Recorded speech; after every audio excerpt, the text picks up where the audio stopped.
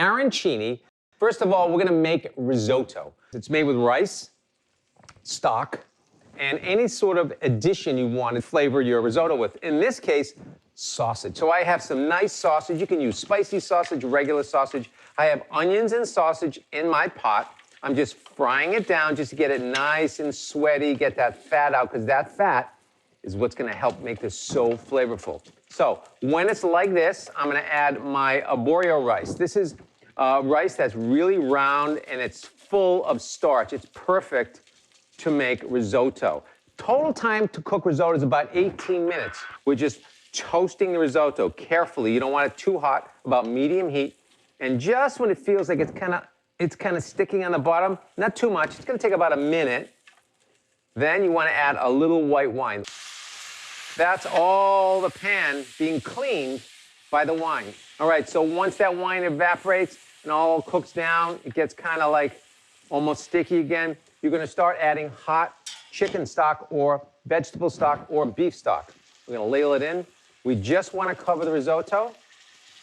No more than that. Just cover it, turn it down, medium heat, shake it once in a while, and then when it gets a little dry, you add more. We're gonna do that 3 times, and then we're gonna add our cheese and our butter and all our great garnishes. All right, our risotto has been reduced 3 times with liquid. Look how fat the rice has gotten, that's good. We're gonna take it over to our countertop. We're gonna stir it, and to this, it's warm. You can see the heat still coming off it, which you need to melt everything. We're gonna add Parmesan cheese. The cheesier, the better, right? Some chopped chives, all at once, just dump it in, and a little bit of salt and pepper.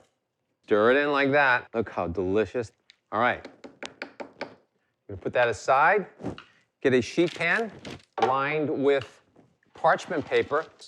We're just gonna pour that out. Give it a quick spread, and we're gonna put it in the refrigerator. Now, I recommend you do this really at least 3 or 4 hours. The cheese and the starch are really gonna tighten up. Spread it evenly. So in the fridge we go.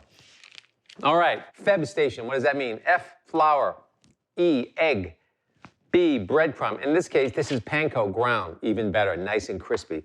And this is how you fry everything. So the crust remains on it, it doesn't split while you're frying it. So I'm gonna take a little scoop here, it's about a 1-ounce scoop.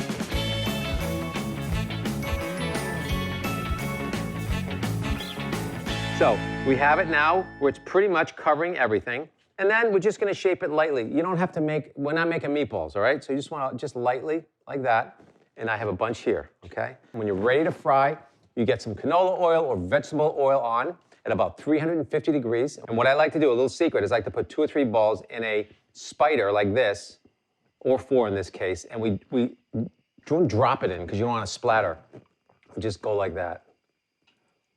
So these are gonna fry for about 3 or 4 minutes until they kind of float and get nice and crispy. Now look how golden they are. Look, and they've all held their shape. Beautiful, nothing, no grease has gone in, the crust has stayed on. We're gonna put them on that paper towel. Here we go, we're gonna take them over to our plate, and I like to garnish them as so. So I'm gonna put them on a plate here, and I serve them with 2 sauces. This is a little chimichurri sauce that I made into sort of a pesto-ish, and also a store-bought spicy marinara, so you don't have to work too much, right?